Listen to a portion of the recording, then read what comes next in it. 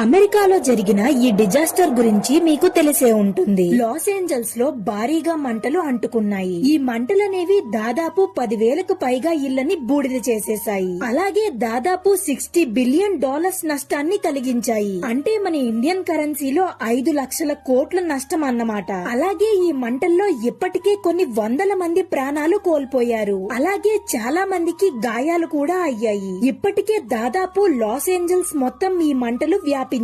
ఈ మంటల్లో చాలా మంది హాలీవుడ్ సెలబ్రిటీస్ ఇల్లు కూడా ఉన్నాయి. నిన్నటి వరకు పచ్చగా ఉన్న హాలీవుడ్ ఈ రోజు ఇలా మంటల్లో మండిపోయింది. అసలు ఈ మంటలకి కారణం ఏంటి అంటే ఇది ఒక నేచురల్ డిజాస్టర్. అసలు ఎందుకని ఈ 2025 ఎంత దారుణంగా స్టార్ట్ అయింది? నేపాల్ లో జరిగిన ఎర్త్ క్వేక్ గాని, చైనా వాళ్ళు వదిలిన కొత్త వైరస్ గాని, సౌదీ అరేబియాలో జరిగిన ఫ్లడ్స్ గాని, మరి ఇప్పుడేమో లాస్ ఏంజల్స్ లో చెలరేగిన మంటలు. దీని గురించి మీరే